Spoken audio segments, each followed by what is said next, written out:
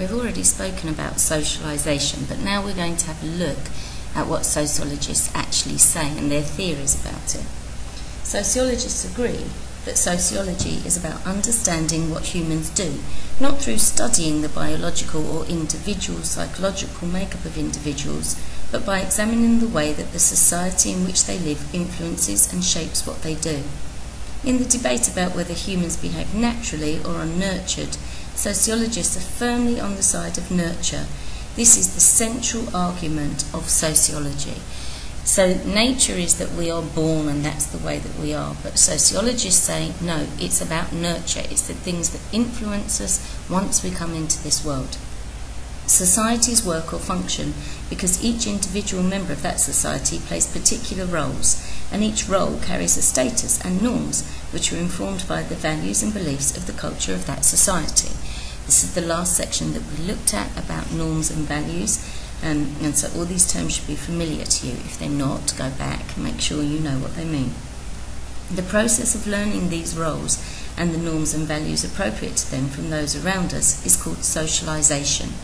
It takes place because people learn that social sanctions exist to encourage behaviour appropriate to their roles and to discourage inappropriate behaviour. So in the way that we teach young children that it's appropriate to share. These are very simple things, and there are negative responses if they don't share. These sanctions may be negative or positive. Negative sanctions operate at a number of levels. Gender roles, for example, can be maintained informally by calling people names such as tomboy for girls and sissy for boys. Persistent offenders may be ridiculed or even excluded by those around them. Positive sanctions can include praise for what is considered appropriate behaviour, remarking on a girl's pretty dress or a boy's toughness and determination. The most intensive period of socialisation occurs within the family and is called primary socialisation. It is in the family that by imitation babies learn to walk and talk, to act like mummy and daddy, and in the process take on the gender roles of those they identify with. In this way, we learn to be human. And by gaining praise from people or by gaining criticism from people, you soon learn to do those different things. Now, in some people, again, though, the instinct will be to rebel against those things that conform to what society wants. So it can have different effects. We have to remember this. Different conceptions of what is meant by the term socialisation and of how this process takes place tell us much about the wider philosophical positions taken in sociology already outlined.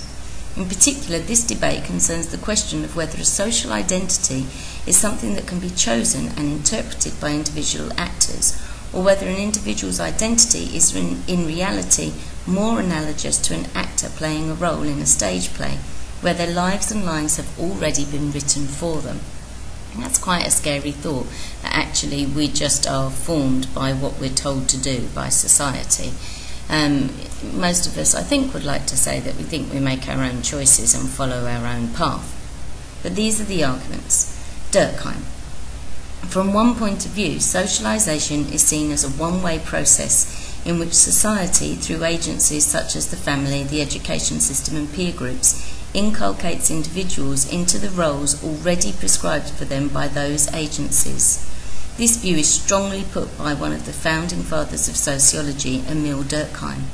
Certainly society is greater than and goes beyond us, for it is infinitely more vast than our individual being, but at the same time it enters into every part of us.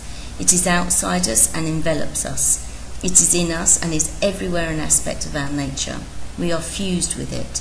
Just as our physical organism gets nourishment outside itself, so our mental organism feeds on ideas, sentiments and practices that come to us from society. Society can be seen as a system of moral norms in which individuals are essentially passive, responding without choice to imposed rewards and punishments. Socialisation then comes to mean virtually the same as training or even taming, where each individual becomes a microcosm of a society's values. As the emphasis is on the lack of choice open to an individual in taking on their social roles, This is also sometimes described as the totalitarian view of socialisation. Now, I find this analogy that he draws slightly strange in the sense that he talks about our physical bodies needing nourishment. Now, we choose what we nourish our body with. You know, some people like Brussels sprouts, like me, and other people don't like Brussels sprouts. Some people love chocolate, other people don't eat chocolate. People will choose to have sensible diets, whereas others will choose to have not such sensible diets. And, you know, therefore, it's a strange analogy because we choose the food that we take into our physical body. So in the same way, for our mental stimulation, we can choose the things that we want to include in those as well. And we have the faculty to think critically, so therefore we can respond as we feel appropriate to new ideas and say, I want to take that on, I don't want to take that on. Whereas Durkheim is saying, no. What goes into us we learn through socialisation, and we adapt because we want to fit in with society and to be the norm. So therefore we become what society wants us to become. Okay, so understandably this is a totalitarian view. Totalitarian meaning it takes over everything and it controls everything we do, and we don't have any say in changing it. Parsons. This view is less stridently present in the systems theory of Talcott Parsons. Here the focus is on how society as a social system maintains order, where a system is defined as two or more interacting units which are at the same time actors and social objects to each other. Social order is maintained by individuals learning to desire what the culture of a society provides, and in doing so their personalities become structured by the social roles they internalise, i.e. these social roles become part of them. The end result is conformity. Deviant behaviour, behaviour that goes against social norms, can therefore be explained as the consequence of inadequate socialisation. The consequences of this particular argument and much of what follows below are explored in much greater detail in the sociology of crime and deviance.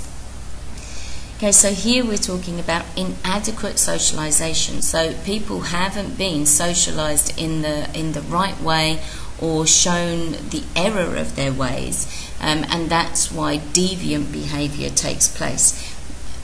Right socialisation, therefore, means that you conform to what society wants. But again, is that necessarily true? By not conforming, that is often how new ideas are brought into society and society moves forward. Mead. From another perspective, built on the theories of G.H. Mead, outlined earlier in the section on symbolic interactionism, the focus is on how an individual passes through a series of stages in taking on their social identity. From birth, children are confronted with a number of ready-made roles, which as they pass through the various stages of socialisation, they consult in the same way that a map can be read.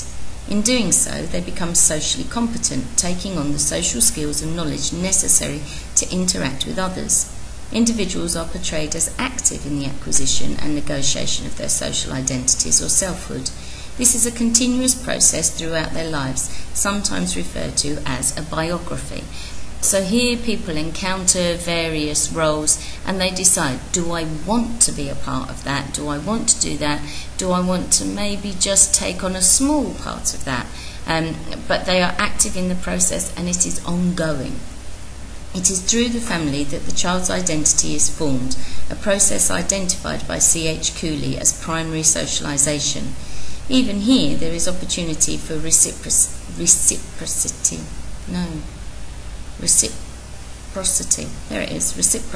and negotiation, in that parents learn their roles as parents, defined with the birth of their first child, at the same time as the child learns its role.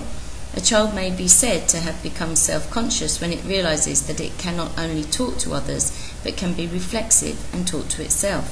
It can objectify itself when it realises that it exists as an independent entity. It becomes a self-conscious individual only through interaction with others. Its I becomes the socialised me, where the socialised part of the self is seen as its identity, and socialisation is equated with the acquisition of language. Okay, so initially a child learns what being a child is through interaction with their parents, and at the same time the parents are learning what it means to be a parent by interaction with their child. And this is how life goes on. Then a child learns to speak, and once a child can speak and interact with others, that socialization process moves on apace, because they learn now that they're not just the only person in this world. Everything doesn't revolve around them. They have to fit in with others in society. Now we know there are lots of people who don't go beyond that level. They do think that everything revolves around them. So socialization develops at different paces for different people. Just a little biography on Mead and Cooley. Mead is an American psychologist and founder of symbolic interactionism. Mead's social psychology revolved around the theory of the way the mind worked, the concept of self, the origin of communication, and the social act. In sociology, his ideas were built upon by Bloomer as a basis for symbolic interactionism. Okay, so you may hear about Mead in psychology if you're also doing psychology, okay, but this is where psychology and sociology have this deep link together. C.H. Cooley was an early American sociologist. Trained as an engineer, he moved away from science and turned to sociology. He advocated that sociologists should try to use the sociological imagination to imagine the imagination of actors. He came up with some major concepts: the looking glass self, and the idea that there is a distinction between primary groups, characterized by face-to-face interaction and cooperation, and secondary groups. Okay, so your looking glass self is where you look at yourself, and you know that we talked before about doing tests with a small child where at 8 months old they can see a smudge on their face and they'll try to remove it when they look in the mirror, because now they are realizing that that's them.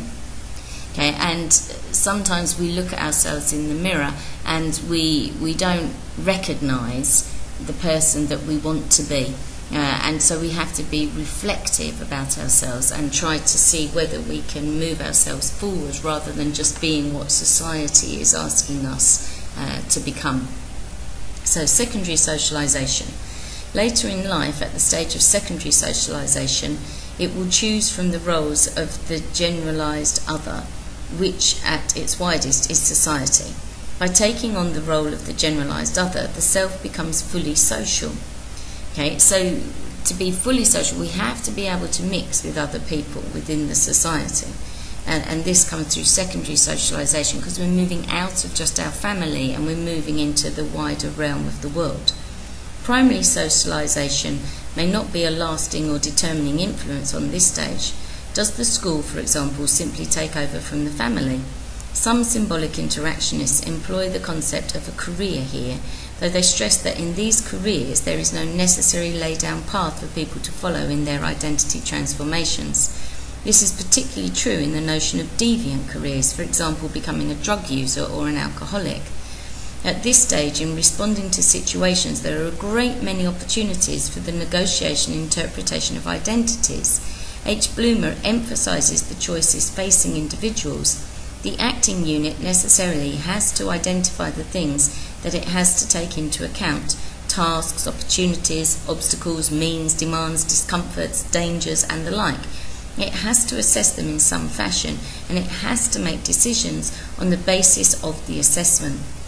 Okay, so as somebody is being socialized in this secondary stage, what they are doing is choosing careers. So it may be that we choose the career of a student, and that may be that we choose the career of a successful student, or we choose the career of a student who chooses to mess around and not put their full concentration into what they're doing.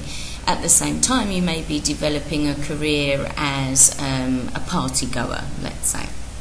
So these careers move forward, and then you may choose the career of going to university, and you may choose the career of a particular job. You may choose the career of a husband or a wife or a mother or a father. Okay, but you can be having various careers going on at the same time, not just one. Okay, in the same way that we talked about roles, and you can play many roles together, you can be doing this same thing with careers. Okay?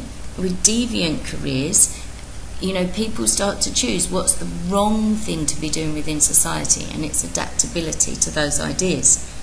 So let's just think a little bit about Bloomer. He was an American sociologist. He is credited with developing the term symbolic interactionism. Okay, so he builds on the teachings of Mead. He advocated the small-scale study of social interaction against the claims of large-scale abstract theorizing, because that was too much generalization. He needed to get into the specifics of what actually happened.